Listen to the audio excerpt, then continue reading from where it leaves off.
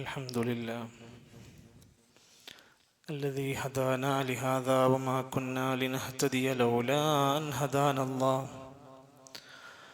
نحمده ونستعينه ونستغفره ونعوذ بالله من شرور أنفسنا ومن سيئات أعمالنا من يهده الله فلا مضل له ومن يضلل فلا هادي له وأشهد أن لا إله إلا الله وحده لا شريك له وأشهد أن محمدا عبده ورسوله أرسله بالهدى ودين الحق ليظهره على الدين كله ولو كره المشركون اللهم صل على محمد وعلى آل محمد كما صليت على إبراهيم وعلى آل إبراهيم إنك حميد مجيد اللهم بارك على محمد وعلى آل محمد كما باركت على إبراهيم وعلى آل إبراهيم إنك حميد مجيد أما بعد فإن خير الكلام كلام الله وخير الهدي هدي محمد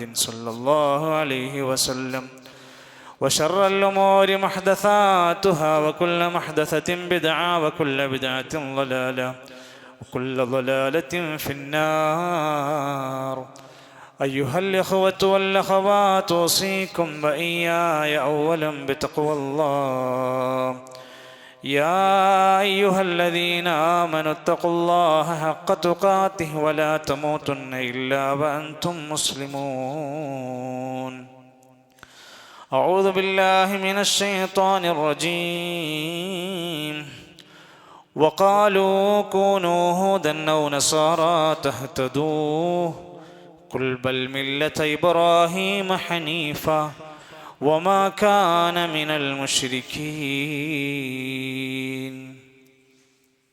ബഹുമാന്യരായ സഹോദരങ്ങളെ, സത്യവിശ്വാസികളെ, വിശ്വാസിനികളെ,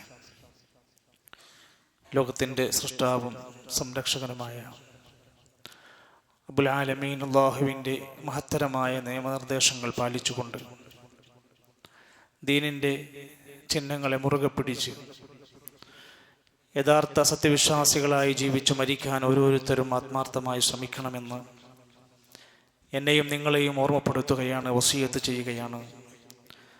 അല്ലാഹു സുബ്ഹാനഹു വ തആല സത്യദീനിനെ സ്നേഹിച്ച് ജീവിച്ച് മരിക്കുന്നവരിൽ നമ്മളെല്ലാം ഉൾപ്പെടുത്തി അനുഗ്രഹിക്കുമാറാകട്ടെ. ഇസ്ലാം എന്ന് പറയുന്ന സമ്പൂർണമായ ഒരു മതം, പ്രകൃതിയുടെ മതം, മനുഷ്യൻ്റെ ജീവിതത്തെ തിരിച്ചറിഞ്ഞുകൊണ്ട് അവന് കൊടുത്തിരിക്കുന്ന അനുഗ്രഹീതമായ മതമാണ് ഇസ്ലാം. എന്നാൽ ഇസ്ലാമിന് എത്രയേറെ സവിശേഷതകൾ ഉണ്ടെങ്കിലും സ്നേഹത്തിൻ്റെ ഈ മതത്തിനെതിരെ അസൂയയും പകയുമായി നടക്കുന്ന ഒരുപാട് ആളുകളുണ്ട്. അവരിൽ പ്രധാനികളാണ് യഹൂദികളും നസ്വാറാക്കളും. അത് തിരിച്ചറിയാതെ പോകുന്ന ഒരു ഉമ്മത്തായി നാം മാറാൻ പാടില്ല. യഹൂദികളെ സംബന്ധിച്ചിടത്തോളം മുസ്ലിങ്ങളോട് അങ്ങേയറ്റത്തെ വെറുപ്പും ശത്രുതയുമുള്ളവരാണ് ജൂതർ എന്ന് വിളിക്കുന്നത്.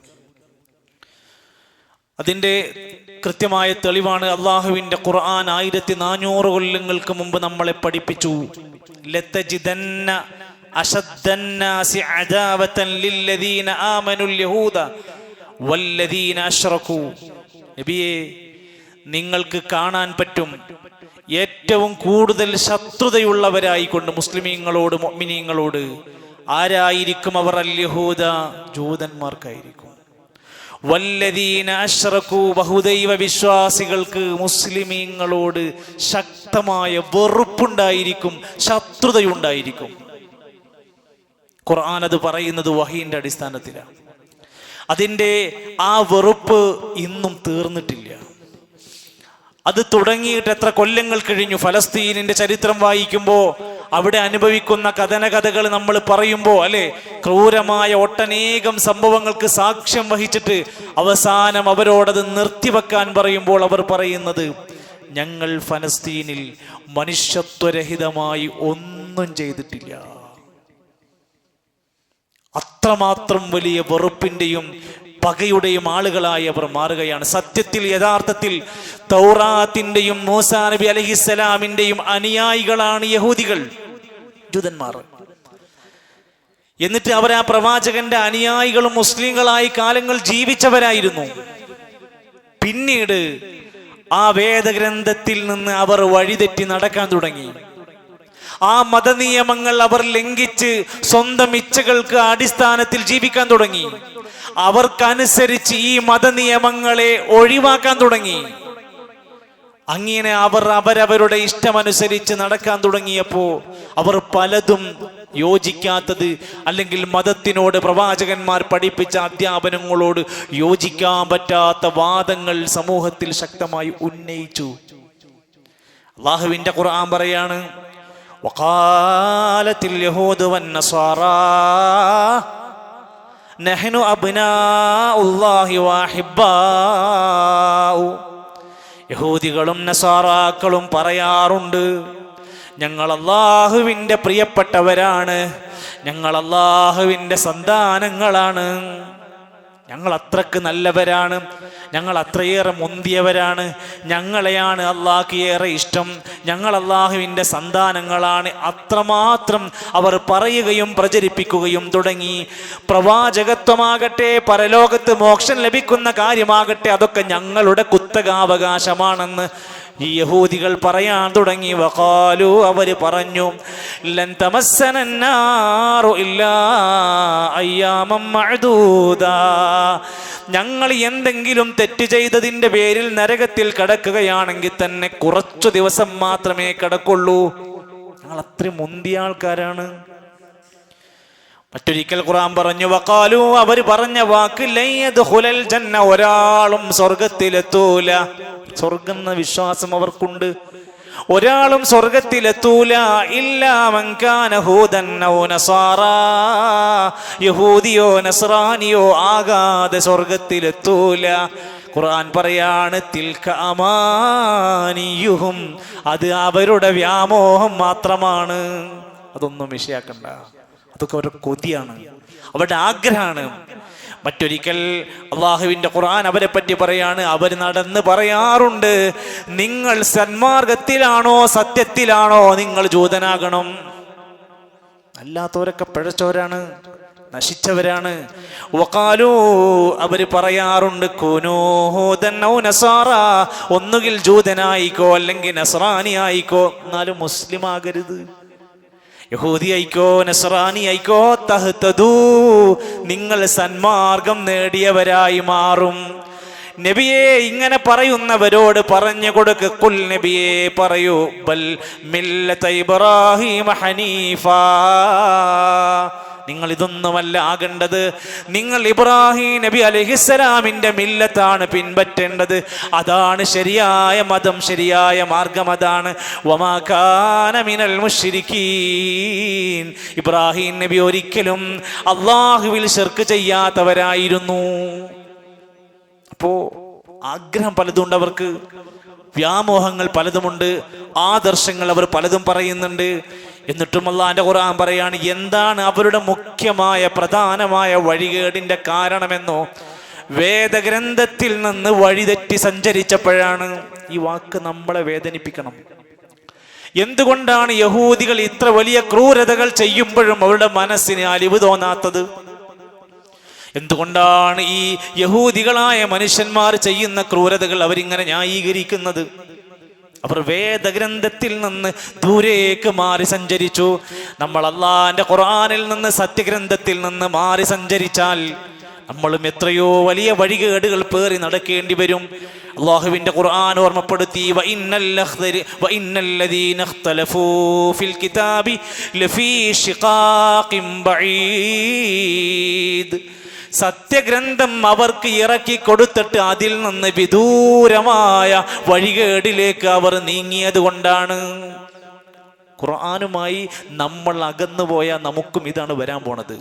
തൗറാത്തിൽ നിന്ന് വഴിതെറ്റി നീങ്ങി സഞ്ചരിച്ചപ്പോൾ അവരുടെ ജീവിതം ഏത് ക്രൂരതയിലേക്കും എത്തിപ്പെടാൻ മാത്രമുള്ള വഴികേടിലേക്ക് അവർ പോയി. അവർ അള്ളാഹുവിനെതിരെ വാദമുന്നയിച്ചു, അള്ളാഹുവിൻ്റെ സന്താനമുണ്ട് എന്ന്. അത് ഉസൈർ നബി അള്ളാന്റെ കുട്ടിയാണെന്ന് വരെ അവർ വാദിച്ചു. വഖാലത്തിൽ യഹൂദു ഉസൈറുൻ ഇബ്നുല്ലാഹ്, ഉസൈർ എന്ന് പറയുന്ന പ്രവാചകൻ അള്ളാഹുവിൻ്റെ മോനാണെന്നവർ വാദിക്കുന്നുണ്ട്. പരലോകത്ത് വെച്ചുകൊണ്ട് ഇവരോട് ചോദിക്കുന്നുണ്ട്, നിങ്ങൾ എന്തിനെയാണ് മാ കുൻതും തഅബുദൂൻ, നിങ്ങൾ എന്തിനെയാ ദുനിയാവിൽ ആരാധിച്ചിരുന്നത്? ഖാലു, അന്ന് യഹൂദികൾ പറയും, കുന്നാ നഅബുദു ഉസൈറുൻ ഇബ്നുല്ലാഹ്, അള്ളാഹന്റെ മോനായ ഉസൈർ എന്ന് പറയുന്ന പ്രവാചകനെയാ ഞങ്ങൾ ആരാധിച്ചിരുന്നത്. അപ്പോൾ അള്ളാന്റെ മോനെയാണ് ആരാധിച്ചതെന്ന് പറയുമ്പോൾ ഒരു അംഗീകാരം കിട്ടുമല്ലോ. എന്നാൽ പരലോകത്ത് വെച്ചുകൊണ്ട് ഫയുഖാൽ, അവിടെ വെച്ച് പറയപ്പെടും, കദബ്തും, നിങ്ങൾ ഇപ്പറയുന്ന വാക്ക് കള്ളമാണ്. ലം യകുൻ ലില്ലാഹി സ്വാഹിബ, അല്ലാഹുവിന് ഭാര്യമാരില്ല. വലാ വലദുൻ, അല്ലാഹുക്ക് സന്താനങ്ങളില്ല. പിന്നെ എങ്ങനെയാണ് നിങ്ങൾ ഇബ്നുല്ലാഹ് എന്ന് പറയുന്നത്? ഇവരുടെ വാദം തന്നെ വലിയ അബദ്ധത്തിലേക്കാണ് അവരെ കൊണ്ടെത്തിക്കുന്നത്. വേദഗ്രന്ഥത്തിനകത്ത് വഹീന്റെ അടിസ്ഥാനത്തിൽ പൂർണ്ണമായി ഇറക്കിത്തന്ന തൗറാത്ത് പോലും അവർ അംഗീകരിക്കൂല. തൗറാത്തിന് ശേഷം കടന്നു വന്ന ഖുർആൻ അവർ യാതൊരു കാരണവശാലും അംഗീകരിക്കൂല. തൗറാത്തിലെ നിയമങ്ങൾ അവർക്ക് അനുയോജ്യമായതാണെങ്കിൽ അത് മാത്രം എടുക്കും. ഖുർആനാണെങ്കിലോ അത് ഞങ്ങളതല്ല എന്ന് പറഞ്ഞ് ഒഴിവാക്കും ചെയ്യും. വേദഗ്രന്ഥങ്ങളോടുള്ള അവരുടെ സമീപനമാണ്. മാത്രമല്ല, ലോകത്ത് സത്യം പഠിപ്പിക്കാൻ വേണ്ടി ലോകത്തിന്റെ വിവിധ ദിക്കുകളിൽ വന്നവരാണ് അമ്പിയാക്കന്മാര്. എന്നാൽ ഈ യഹൂദികൾ ചെയ്ത ക്രൂരത, അമ്പിയാക്കന്മാരെ യാതൊരു കാരണവുമില്ലാതെ അവർ കൊന്നൊടുക്കിയിട്ടുണ്ട്. പിന്നെ ഒരു സാധാരണക്കാരായ മനുഷ്യന്മാരെ കഥ പറയാനുണ്ടോ? ധാരാളം അമ്പിയാക്കന്മാരെ ഇവർ കൊന്ന ചരിത്രം തഫ്സീറുകൾ രേഖപ്പെടുത്തുന്നുണ്ട്. ഇന്നല്ലദീന യക്ഫുറൂന ബിആയാതില്ലാഹ്, അല്ലാഹുവിന്റെ ദൃഷ്ടാന്തങ്ങളെ ഇവർ നിഷേധിക്കുന്നു. വയഖ്തുലൂന നബിയ്യീന ബിഗൈരി ഹഖ്, യാതൊരു കാരണവുമില്ലാതെ അവരിലേക്ക് നിയോഗിച്ചയക്കപ്പെട്ട നബിമാരെ കൊന്നുകളഞ്ഞവരാണവർ. അമ്പിയാക്കന്മാരെ കൊല്ലുക എന്ന് പറഞ്ഞാൽ എത്ര വലിയ പാപമാണ് അവർ ചെയ്തിരിക്കുന്നത്. അള്ളാഹ് നിയോഗിച്ചയച്ച വഹി കൊടുത്ത് പ്രചരിപ്പിക്കുന്ന നബിമാരെ അകാരണമായി കൊന്നൊടുക്കി. ഈസാ നബി അലൈഹിസ്സലാമിനെ കൊല്ലാൻ നോക്കിയ ചരിത്രം ഖുർആൻ പറയുന്നുണ്ട്. നമ്മുടെ ഹബീബായ റസൂലുള്ളാഹി സ്വല്ലല്ലാഹു അലൈഹി വസല്ലമ തങ്ങളെ കൊല്ലാൻ നോക്കി. മദീനത്തുണ്ടായ ചരിത്രല്ലേ. ഹബീബ് റസൂലുള്ളാഹി സ്വല്ലല്ലാഹു അലൈഹി വസല്ലമ തങ്ങൾ ഖൈബർ യുദ്ധം കഴിഞ്ഞ് വിജയിച്ചു. ഖൈബർ യുദ്ധം കഴിഞ്ഞ് വിജയിച്ചടക്കിയപ്പോ ഉഹ്ദിയത്തിൽ റസൂലുള്ളാഹി സ്വല്ലല്ലാഹു അലൈഹി വസല്ലമ ഷാത്തുൻ, ഒരു ജൂതയായ പെണ്ണ് നബി തങ്ങൾക്ക് തിന്നാൻ വേണ്ടി ഒരു ആടിനെ അങ്ങ് കൊടുക്കുകയാണ്. ആ ആടിന്റെ മാംസത്തിലോ ഫിഹാ സുമ്മുൻ, അതിൽ വിഷം കലർത്തിയായിരുന്നു കൊടുത്തത്. ചെയ്തതാരാ? ഒരു യഹൂദി പെണ്ണാണ്. അവരെ പിൻപറ്റുന്നവരും അവരെ പ്രീണിപ്പെടുത്തുന്ന അവരുടെ മാർഗം പിൻപറ്റി അവരെ മാത്രം സ്വീകരിച്ച് പോകുന്ന ആളുകളെ മാത്രമാണ് അവർക്കിഷ്ടം, അല്ലാത്തവരെ അവർക്കിഷ്ടമല്ല. യഹൂദികളുടെ മാർഗം സ്വീകരിച്ചവരെ അവർക്ക് ഇഷ്ടമുള്ളൂ. വലൻ തർലാൻകൽ യഹൂദു വലൻ നസാറാ ഹത്താ തത്തബിഅ മില്ലതഹും, അവരുടെ മാർഗം പിൻപറ്റുന്നതുവരെ യഹൂദികൾക്കും നസാറാക്കളും ഒരാളെയും തൃപ്തിപ്പെടൂല. അവർ പറയുന്ന പോലെ, അവർ ചെയ്യുന്ന പോലെ, അവർക്ക് ഇഷ്ടപ്പെടുന്ന രൂപത്തിൽ അവരെ പിൻപറ്റിയെങ്കിലേ അവർക്ക് മറ്റുള്ളവരൊക്കെ ഇഷ്ടമാവുള്ളൂ.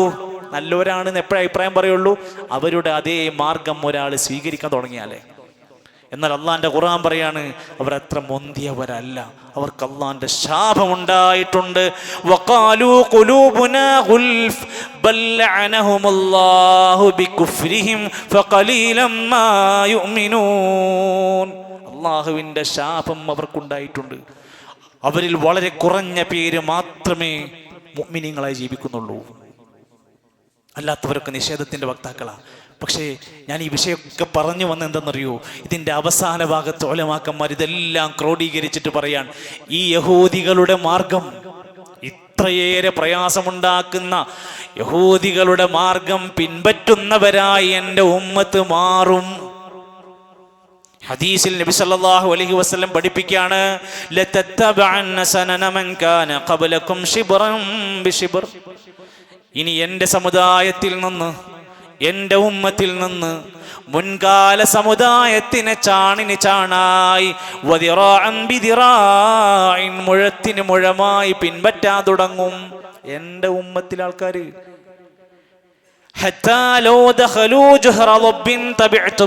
അവരൊരു ഉടുമ്പിന്റെ മാളത്തിലേക്ക് പ്രവേശിച്ചാൽ അതിലേക്ക് പോലും അപകടം നോക്കാതെ അത് പോയി പിൻപറ്റും.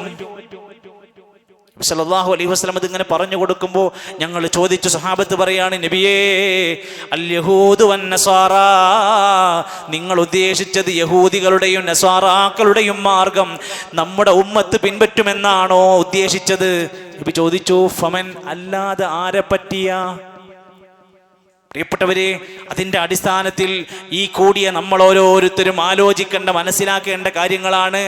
യഹൂദി നസാറാക്കളുടെ ചര്യകളും അനുഷ്ഠാനങ്ങളും അവരുടേതായ ചടങ്ങുകളിൽ നിന്നുമൊക്കെ നമ്മൾ പൂർണ്ണമായി വിഭിന്നമാകണം. അവരുടേതായ മതാഘോഷങ്ങൾ, മതാചാരങ്ങൾ നമ്മുടേതായി മാറാൻ പാടില്ലെന്ന് മാത്രമല്ല, റസൂൽ സല്ലല്ലാഹു അലൈഹി വസല്ലം ദീന് പഠിപ്പിച്ചപ്പോൾ 10ഓളം കാര്യങ്ങളിൽ നിങ്ങൾ യഹൂദികൾക്ക് എതിരാകണം. ഇത്രയും നേരം പറഞ്ഞപ്പോൾ നമ്മൾ പറഞ്ഞു, നിങ്ങൾ പറഞ്ഞതൊക്കെ ശരിയാണ്, എന്നാൽ ഇനി പറയുന്ന 10 കാര്യം പറയുമ്പോൾ അത് പറയണം. ഒന്ന്, റസൂലുള്ളാഹി സ്വല്ലല്ലാഹു അലൈഹി വസല്ലം പറയാണ്, ജുസ്സു ശവാരിബ വഅർഖുൽ ലിഹാ വഖാലിഫുൽ മജൂസ്. നിങ്ങൾ മീശാരോമങ്ങൾ വെട്ടി ഒതുക്കണം, താടിരോമങ്ങൾ വളർത്തുന്നവരാകണം, നിങ്ങൾ മജൂസികളോട് എതിരുള്ളവരാകണം, മജൂസികളുടെ പോലെയാകരുത്. മറ്റൊരു ഹദീസിൽ ഖാലിഫുൽ മുശ്രിക്കീന വൽ യഹൂദ്, നിങ്ങൾ യഹൂദികളോടും മുശ്രിക്കീങ്ങളോടും ഒക്കെ എതിരാകണം. എങ്ങനെ? വഫിറുൽ ലിഹാ, താടി വളർത്തുന്നവരാകണം, വഹ്ഫു ശവാരിബ, മീശരോമങ്ങൾ വെട്ടി ഒതുക്കുന്നവരാകണം. 24 മണിക്കൂർ പ്രതിഫലം കിട്ടുന്ന ഒരു സുന്നത്ത്, പ്രബലമായ ശക്തമായ സുന്നത്ത് നമ്മുടെ കൂട്ടത്തിൽ ഉണ്ടാകേണ്ടുന്ന ഒന്നാണ്. യഹൂദികളോട് നസ്വാറാക്കളോട് എതിരാകുന്നതിന്റെ ഭാഗമായിട്ട് താടി വടിക്കുന്ന ഒരാൾ നമ്മുടെ ഉമ്മത്തിൽ വരാൻ പാടില്ല. ഗൗരവത്തോടെ ഉലമാക്കന്മാർ പറഞ്ഞ വാക്കാണ്. ഒരൊറ്റ സ്വഹാബി, ഒരൊറ്റ താബിഈ, ഒരൊറ്റ സലഫ് സ്വാലിഹീങ്ങൾ താടി വടിക്കുന്ന സൗഹൃദം ഒരിക്കലും അവരിൽ വന്നിട്ടില്ല. നമ്മൾ വെള്ളിയാഴ്ച പോയി ക്ലീനാക്കിക്കൊണ്ടിരിക്കുന്നത് എന്തിനെയാണ്? കേവലം കുറച്ച് രോമങ്ങൾ മാത്രമല്ല, പ്രവാചകൻ പഠിപ്പിച്ച ഈ മഹത്തായ അധ്യാപനങ്ങളെ കൂടെയാ നമ്മൾ വടിച്ചു കളഞ്ഞുകൊണ്ടിരിക്കുന്നത്. നിങ്ങൾ യഹൂദികൾക്കും നസാറാക്കൾക്കും എതിരാകണമെന്ന് പറഞ്ഞു. രണ്ടാമത്തെ കാര്യം, യഹൂദികൾ മുഹറം 10 അന്ന് ബഹുമാന ആദരവോടെ പലതും ചെയ്തിരുന്നു. അവരും ചിലരൊക്കെ നോമ്പെടുത്തിരുന്നു. നബി സല്ലല്ലാഹു അലൈഹി വസല്ലം പറഞ്ഞു, നമ്മൾ എതിരാകണം. നിങ്ങൾ മുഹറം 9 നോമ്പ് നോൽക്കണം. ഒരു നോമ്പിന്റെ കാര്യത്തിൽ പോലും പറഞ്ഞു, അടുത്ത വർഷം ഞാൻ ജീവിച്ചിരിപ്പുണ്ടെങ്കിൽ 9 നോമ്പ് നോറ്റ് ഞാൻ യഹൂദികൾക്ക് എതിരായി മാറും. അത്ര വരെ ശ്രദ്ധിച്ചുകൊണ്ടാണ് അവിടുന്ന് പഠിപ്പിച്ചത്. 3, ഖബറുകൾ യാതൊരു കാരണവശാലും കെട്ടി ഉയർത്തരുത്, ഖബറുമേൽ കെട്ടിടമുണ്ടാക്കരുത്. എന്താ പ്രശ്നം? നിങ്ങൾ യഹൂദികളെ പിൻപറ്റുന്ന അവസ്ഥ വരരുത്. നബി സല്ലല്ലാഹു അലൈഹി വസല്ലമക്ക് അവസാനം മരിക്കുന്നതിന്റെ 13 ദിവസത്തോളം അസുഖം ബാധിച്ചു. വായിക്കാം, ആർക്കും വായിച്ചു നോക്കാം. ആ 13 ദിവസത്തിനുള്ളിൽ പല തവണയായി പ്രവാചകൻ ബോധമറ്റ് വീഴുന്നുണ്ട്, ബോധരഹിതനായി വീഴുന്നുണ്ട്. ബോധം തെളിയുമ്പോൾ പലതും പറയുന്നുണ്ട്. മരിക്കുന്നതിന്റെ 5 ദിവസം മുമ്പ് ആയിഷ റളിയല്ലാഹു അൻഹ പറയാ, ഇബ്നു അബ്ബാസ് റളിയല്ലാഹു അൻഹുമ പറയാണ്, അവരൊക്കെ ആ സമയത്ത് അവിടെ കൂടിയിരിക്കുകയാണ്. എന്താണ് നബിക്ക് പറ്റുന്നത് എന്നറിയുന്നില്ല. ആ സമയത്ത് നബി തങ്ങളുടെ ബോധം ഇങ്ങനെ ഇടക്കൊന്ന് തെളിഞ്ഞു വരുന്നുണ്ട്. ഞങ്ങൾ ആ മുഖത്തൊരു തുണിക്കഷ്ണം വെച്ചു കൊടുത്തിരുന്നു, വെള്ളം നനച്ചുകൊണ്ട് വേദനയൊക്കെ ഒന്ന് ശമിക്കാൻ. ആ മുഖത്ത് കിടക്കുന്ന തുണിക്കഷ്ണങ്ങളൊന്ന് മാറ്റിക്കൊടുത്തപ്പോ ഫഖാൽ, അവിടുന്ന് നബി പറഞ്ഞു തന്നത്, ലഅനത്തുല്ലാഹി അലൽ യഹൂദി വന്നസാറാ. ഇത് പഠിക്കാതെ പോകുന്ന ഒരൊറ്റ ആലിം നമ്മുടെ നാട്ടിലുണ്ടാവില്ല. ഹദീസ് ഗ്രന്ഥങ്ങളിൽ എല്ലാം ഈ ഹദീസുണ്ട്. ലഅനത്തുല്ലാഹി അലൽ യഹൂദി വന്നസാറാ, യഹൂദികളെയും നസാറാക്കളുടെയും മേൽ അല്ലാഹുവിന്റെ ശാപമുണ്ട്. ഇത്തഖദൂ ഖുബൂറ അംബിയാഇഹിം മസാജിദ, അവർ അംബിയാക്കന്മാരുടെ ഖബറുകളെ സുജൂദിന്റെ ആരാധനയുടെ കേന്ദ്രങ്ങളാക്കി മാറ്റിയവരാണ്. തിരുവനന്തപുരം മുതൽ കാസർഗോഡ് വരെ കേരള യാത്രകളും പല യാത്രകളുമായി നടത്തിക്കൊണ്ടിരിക്കുന്നവർക്ക് ഈ ഹദീസ് ഒരു തവണ വായിച്ച് അർത്ഥം പറയാൻ സാധ്യമാകുമോ? നിരവധി അനവധി മഖാമുകളെ കെട്ടിപ്പൊക്കാൻ പ്രേരിപ്പിക്കുകയാണ്. ഇതുവരെ ചെന്നെത്താത്ത സ്ഥലങ്ങളിലേക്ക് വരെ പുതിയ പുതിയ ജാറങ്ങൾ കെട്ടിപ്പൊക്കാൻ ശ്രമിച്ചുകൊണ്ടിരിക്കുകയാണ്. എന്നാൽ ഈ ഹദീസിൽ പറയാണ്, യഹൂദി നസാറാക്കൾക്ക് ശാപം കിട്ടാനുള്ള കാരണം അവരുടെ പുണ്യാത്മാക്കളായ അമ്പിയാക്കന്മാരുടെ ഖബറുകളെ ആരാധനയുടെ സുജൂദിന്റെ കേന്ദ്രങ്ങളാക്കി മാറ്റിയത് കൊണ്ടാണ്. ആ പണി നിങ്ങൾ ഒരാളും ചെയ്യരുതേ എന്നുള്ളതിൻ്റെ താക്കീതാണ് മരിക്കുന്നതിൻ്റെ 5 ദിവസം മുമ്പ് കൊടുത്തത്. 4-മത്തേത്, നിങ്ങൾ യഹൂദിക്ക് എതിരാകുന്ന ആഗ്രഹിക്കുന്നുണ്ടെങ്കിൽ, ആവണമെന്ന് പ്രവാചകൻ പഠിപ്പിച്ചത് മനസ്സിലാക്കാൻ ആഗ്രഹിക്കുന്നുണ്ടെങ്കിൽ, നഹാ റസൂലുള്ളാഹി സ്വല്ലല്ലാഹു അലൈഹി വസല്ലം നബി തങ്ങൾ നിരോധിച്ചിട്ടുണ്ട് അനിത്തസഅഫുരി ലിർരിജാൽ, പുരുഷന്മാര് കുങ്കുമവസ്ത്രം ധരിക്കൽ. കുങ്കുമ നിറമുള്ള വസ്ത്രം ധരിക്കുക. നമ്മൾ പറയാറുണ്ട് കാവി നിറങ്ങളുള്ള വസ്ത്രങ്ങൾ ധരിക്കുക, അത്തരം മുണ്ടുകൾ ധരിച്ച് നടക്കുക. ഇതൊന്നും നമ്മുടെ നാട്ടിൽ ചില ആൾക്കാർക്ക് ജോലിക്ക് പോകുന്ന സമയത്തൊക്കെ അത്തരം മുണ്ടുകൾ എടുത്തൊക്കെ കാണാറുണ്ട്. വിലക്കപ്പെട്ടത്, നിരോധിച്ചു എന്നാണ്. തസഅഫുറിന്റെ വസ്ത്രങ്ങൾ ധരിക്കൽ നിങ്ങൾ ഒഴിവാക്കണം. അത് മറ്റൊരു മതസ്ഥൻ്റെതായ വേഷവിധാനങ്ങളുടെ ഭാഗമാണ്. മറ്റൊരു ഹദീസിൽ കാണാൻ സാധിക്കും, മഹാനായ ജാബിർ റളിയല്ലാഹു അൻഹു പറയുകയാണ്, ഞങ്ങൾ മക്ക ഫതഹിന്റെ അന്ന്, മക്ക വിജയിച്ചടക്കിയ മക്കം ഫതഹിന്റെ അന്ന് മഹാനായ സിദ്ദീഖുൽ അക്ബർ തങ്ങളുടെ വാപ്പാനെ കൊണ്ടുവരികയാണ്. നബിന്റെ അടുത്തേക്ക് വരിക. വറഅസുഹു വലിഹിയതുഹു കസ്സഗാമതി ബയാദ. അപ്പോൾ വരുമ്പോ പ്രായത്തിന്റെ ആധിക്യം കൊണ്ട് തലമുടിയും താടിരോമങ്ങളും വെളുത്ത് നിറഞ്ഞു നിൽക്കുന്ന അവസ്ഥയിലാണ് ഞങ്ങളുടെ മുമ്പിലേക്ക് വന്നത്. ഫഖാല റസൂലുള്ളാഹി സ്വല്ലല്ലാഹു അലൈഹി വസല്ലം നബി തങ്ങൾ പറയാണ്, ഗയ്യിറൂ ഹാദാ ബിശൈഇൻ വജ്തനിബുസ് സവാദ്. നിങ്ങൾ ഈ വെള്ള നിറം മാറ്റണം, കറുപ്പല്ലാത്ത നിറങ്ങൾ അതിന് കൊടുക്കണം. കറുപ്പിച്ചടക്കാൻ പാടില്ല. വയസ്സായിട്ട് ഞാൻ വയസ്സനായിട്ടില്ല എന്ന് തെളിയിക്കാൻ വേണ്ടിയിട്ട് പടാപാട് പെട്ടിട്ട് കിട്ടുന്ന മരുന്നൊക്കെ വാങ്ങി തേച്ച് കറുപ്പിച്ച് നടക്കാൻ ഒരാളും മുതിരരുത്. പാടില്ലാത്ത വിലക്കപ്പെട്ട സംഭവമാണ് തലമുടിയും താടി രോമങ്ങളും കറുപ്പിക്കുക എന്നത്. എന്നാൽ വെളുത്ത രോമങ്ങളെ മൈലാഞ്ചി കൊണ്ടോ മറ്റോ നിറം പകുത്ത് വെള്ള കാണാത്ത രൂപത്തിലാക്കുന്നത് യഹൂദികൾക്ക് എതിരാൻ ഹദീസിൽ പറഞ്ഞ വാക്ക്, ഇന്നൽ യഹൂദ, ജൂതന്മാരും വന്നസാറ, ക്രൈസ്തവരും, ലാ യസ്ബുഗൂന, അവർ ഒരിക്കലും താടിരോമങ്ങൾക്ക് അതുപോലെ തന്നെ അവരുടെ തലമുടി രോമങ്ങൾക്ക് നിരവാദിച്ച രോമങ്ങൾക്ക് ചായം പൂശൂല, അതങ്ങനെ കിടക്കും. ഫഖാലിഫുഹും, അതിൽ നിങ്ങൾ എതിരാകണം. ചെയ്യാൻ പറഞ്ഞത് ചെയ്യാനേ നമുക്കിഷ്ടമില്ല. എന്നാൽ വിലക്കപ്പെട്ട കാര്യങ്ങളാണെങ്കിൽ എത്ര ആവേശത്തിലാണ് നമ്മുടെ നാട്ടുകാർ ഏറ്റെടുക്കുക. ഇവിടെയാണ് ഇതിൻ്റെ ഗുണം നമ്മൾ മനസ്സിലാക്കുക. മറ്റൊന്ന്, നമ്മളൊക്കെ വിവിധ നാടുകളിൽ വിവിധ പ്രദേശങ്ങളിൽ പള്ളികളുമായി ബന്ധപ്പെടുന്നവരാണ്.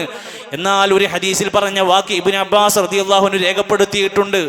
നബി തങ്ങൾ പറഞ്ഞു, മാ ഉമിർതു ബിതശയീദിൽ മസാജിദി, പള്ളികൾ അലങ്കരിക്കുക, ആഡംബരങ്ങൾ കൊണ്ട് നിറക്കുക എന്നത് നമ്മളോട് കൽപ്പിക്കപ്പെട്ടിട്ടില്ല. ഒന്നുകൂടി വിശദീകരിച്ചു,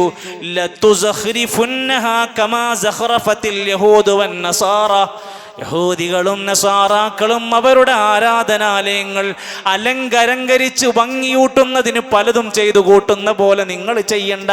പള്ളിയിൽ സൗകര്യങ്ങൾ കൂട്ടാ, വൃത്തിയാക്കാൻ വേണ്ട കാര്യങ്ങളൊക്കെ ചെയ്യാം. ഭംഗി കൂട്ടുക, അലങ്കാരം കൂട്ടുക എന്ന പേരിൽ ഒരുപാട് കളർഫുൾ ആക്കുന്ന അവസ്ഥയും അതിന് വിവിധങ്ങളായ പണികൾ ചെയ്യുന്നവരും ഒന്ന് സൂക്ഷിക്കുന്നത് നല്ലതാണ്. അതും പഠിപ്പിച്ചിട്ടുണ്ട്. 7-മത്തേത്, യഹൂദി നസാറാക്കളുടെ വിഷയം പഠിപ്പിച്ച ഹദീസിൽ കാണാൻ സാധിക്കും, ഖാലിഫുൽ യഹൂദ്, നിങ്ങൾ യഹൂദികൾക്ക് എതിരാവണം. ഫഇന്നഹും ലാ യുസല്ലൂന ഫീ നിആലിഹിം വലാ ഖിഫാഫിഹിം, സോക്സ് ധരിച്ച് യഹൂദികൾ ആരാധനാകർമ്മം ചെയ്യൂല. ചെരുപ്പ് ധരിച്ച് യഹൂദികൾ ആരാധനാകർമ്മം ചെയ്യൂല. നിങ്ങൾ അവർക്കെതിരാവണം. ചെരുപ്പ് ധരിച്ച് നിസ്കരിക്കാൻ പറ്റുന്നൊരു സ്ഥലത്താണെങ്കിൽ നിങ്ങൾക്ക് ചെരുപ്പ് ധരിച്ച് നമസ്കരിക്കാം. ഇത് പള്ളിക്ക് ചെരുപ്പിട്ട് കാരണം എന്നല്ല. ചിലപ്പോൾ പുറത്ത് മൈത്ത് നിസ്കാരം നടക്കുകയാണ്, അപ്പം ചെരുപ്പ് ഊരി വെക്കണം എന്നില്ല. അത് നജസില്ല എന്ന് ബോധ്യമുണ്ടെങ്കിൽ അതിൽ തന്നെ നമുക്ക് ഈ നിന്നുകൊണ്ട് നമസ്കരിക്കാൻ പറ്റും. അങ്ങനൊന്നും പാടില്ല എന്ന് പറഞ്ഞിരുന്നവരായിരുന്നു യഹൂദികൾ. അതിൽ നിന്ന് നിങ്ങൾ വിഭിന്നരായി മാറട്ടെ. സോക്സ് ധരിച്ചുകൊണ്ട് ഒതുവോടുകൂടെയുള്ള ഒരു സോക്സ് ആണെങ്കിൽ പിന്നെ ഒതു ഉണ്ടാക്കുമ്പോൾ അതിൻ്റെ മേലെ കൂടെ തടവിയാൽ മതി, അത് ഊരി മാറ്റി നിസ്കരിക്കേണ്ടതില്ല എന്ന് കൂടെ തീർത്ത് മനസ്സിലാക്കുക. അത്താഴം കഴിക്കുക, യഹൂദികൾക്ക് നോമ്പുണ്ടായിരുന്നു, അത്താഴം കഴിക്കൂലായിരുന്നു. നമ്മൾ അത്താഴം കഴിക്കണം. ഇൻഷാ അല്ലാഹ് റമദാനൊക്കെ വരാനിരിക്കുക, വിശദീകരിക്കപ്പെടും. എങ്കിലും ചേർത്ത് പറയാ, യഹൂദികൾ അവരുടെ നോമ്പ് കാലത്ത് അവർക്ക് അത്താഴം ഉണ്ടാകൂല. നമ്മുടെ നോമ്പും അവരും തമ്മിൽ വ്യത്യാസം, നമ്മൾ അത്താഴം കഴിച്ച് നോമ്പെടുക്കണവരായി മാറണം. 9ാമത്തെ വ്യത്യാസം, അവർ നോമ്പ് തുറക്കും, പക്ഷേ സമയമായാലും കുറേ സമയം കഴിയട്ടെ എന്ന് കാത്തിരിക്കും. നമ്മുടെ നോമ്പിന്റെ പ്രത്യേകത, സമയമായാൽ അജ്ജിലുൽ ഫിത്ർ, വേഗത കാണിച്ച് നോമ്പ് തുറക്കുന്നതിലാണ് നമ്മൾ മുന്നിട്ടു നിൽക്കേണ്ടത്. വഅന്നൽ യഹൂദ വന്നസ്വാറാ യുഅഖിറൂൻ, യഹൂദികളും നസ്രാനികളും നോമ്പ് തുറക്കാൻ സമയം വൈകിപ്പിക്കുന്നവരാണ്. 10 റസൂലുള്ളാഹി സ്വല്ലല്ലാഹു അലൈഹി വസല്ലം പഠിപ്പിക്കുകയാണ്, യഹൂദികളുടെ ചര്യ പഠിപ്പിക്കുകയാണ്. അന്നൽ യഹൂദ കാനൂ ലാ യജ്ലിസൂന മഅൽ ഹായിദ് ഫീ ബൈത്തിൻ. നമ്മളൊക്കെ വീട്ടിൽ ഒരു പക്ഷേ അങ്ങനെ ഒരു സാധ്യത കാണുകയാണ്. ഹായിദുകാരായ ആർത്തവകാരികളായ സ്ത്രീകളുള്ള യഹൂദികൾ അവരുടെ വീട്ടിൽ ആ ഭാര്യമാരുടെ കൂടെ, ആ സഹോദരിയുടെ കൂടെ അവർ പോയി ഇരിക്കൂല. അത്രക്ക് അശുദ്ധിയാണ് അവർക്ക്, വെറുപ്പ് പോലെയായിരുന്നു. വലയഅകുലൂന, അവരോടൊപ്പം ഇരുന്ന് ഭക്ഷണം കഴിക്കൂല. വലയശ്റബൂന, അവരോടൊപ്പം ഇരുന്ന് വെള്ളം കുടിക്കൂല. എന്നിട്ട് നബി പറയാണ്, ഫഅൻസലല്ലാഹു, അല്ലാഹുവിന്റെ ഖുർആനിൽ ഒരു ആയത്തിറങ്ങി, വയസലൂനക അനിൽ മഹീദ് ഖുൽ ഹുവ അദം ഫഅതസിലുൻ നിസാഅ ഫിൽ മഹീദ്. അർത്ഥവകാരികളായ സ്ത്രീകളിൽ നിന്ന് നിങ്ങൾ വിട്ടുനിൽക്കണമെന്ന ആയത്തിറങ്ങിയപ്പോ നബി തങ്ങൾ പറഞ്ഞു, ഇസ്നഉ കുല്ല ശൈഇൻ ഇല്ലൽ ജിമാ, എല്ലാം ചെയ്തോളിയും. അവരൊപ്പം ഭക്ഷണം കഴിക്കാം, അവരൊപ്പം ഇരിക്കാം, അവരൊപ്പം കിടക്കാം. ലൈംഗിക ബന്ധമൊഴിച്ചാൽ ബാക്കിയെല്ലാം അനുവദനീയമാണ്, അകറ്റി തള്ളി മാറ്റേണ്ടതല്ല എന്നും അവർ ഏറെ പ്രയാസപ്പെടുന്ന, ഒരുപക്ഷെ ഒരാളുടെ സഹായം കൊതിക്കുന്ന, വേദനിച്ച് കിടക്കുന്ന ആ ദിവസങ്ങളിൽ കൈമാറ്റി വെച്ച് അകറ്റി അവിടെ തഴഞ്ഞ് മാറ്റിവെക്കേണ്ടവരല്ലെന്നും നീ അവരുടെ കൂടെ ഉണ്ടാവണമെന്ന് കൂടെ പഠിപ്പിച്ച മതമാണ് ഇസ്ലാം. അതുകൊണ്ട് തീർത്തും നമ്മൾ അല്ലാഹുവിൻ്റെ പ്രവാചകൻ സല്ലല്ലാഹു അലൈഹി വസല്ലം വ്യത്യസ്തങ്ങളായ ചരിത്ര സംഭവങ്ങൾക്ക് അടിസ്ഥാനമാക്കി വിശദീകരിച്ച് നമ്മളെ പഠിപ്പിക്കുകയാണ്, നിങ്ങൾ അവർക്കെതിരാവണം, അവരെ അനുകൂലിക്കുന്നവരായി മാറരുത്, അവർക്ക് ശക്തി പകരുന്നവരായി മാറരുത്. ആശയപരമായി സാംസ്കാരികമായി നമ്മൾ യഹൂദൻ്റെ ഒരു സംസ്കാരത്തെയും നെഞ്ചിലേറ്റരുത് എന്ന് കൂടെ ഓർമ്മപ്പെടുത്തുകയാണ്. അല്ലാഹു സുബ്ഹാനഹു വ തആല സത്യദീനിനെ സ്നേഹിക്കുന്ന, അല്ലാഹുവിൻ്റെ ദീനിനോട് മഹബത്തായി ജീവിക്കുന്ന നല്ലവരായ മുത്തഖീങ്ങൾ നമ്മെല്ലാം ഉൾപ്പെടുത്തി അനുഗ്രഹിക്കുമാറാകട്ടെ.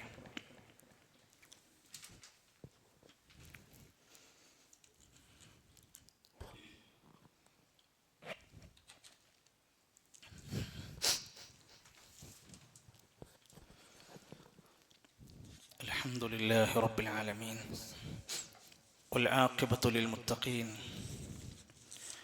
ولا عدوان إلا على الظالمين والصلاة والسلام على رسوله الأمين وعلى آله وصحبه أجمعين أما بعد فاتقوا الله عباد الله أوصيكم وإياي ثانيا بتقوى الله. അല്ലാഹുവിൻ്റെ നിയമനിർദ്ദേശങ്ങൾ പാലിച്ച് പടച്ചറബിനെ ഇഷ്ടപ്പെടുന്ന മുത്തഖീങ്ങളായി ജീവിക്കാൻ നാം ഓരോരുത്തരും ശ്രമിക്കണമെന്നൊരിക്കൽ കൂടെ ഓർമ്മപ്പെടുത്തുകയാണ്. അള്ളാഹു നമ്മെ സഹായിക്കുമാറാകട്ടെ.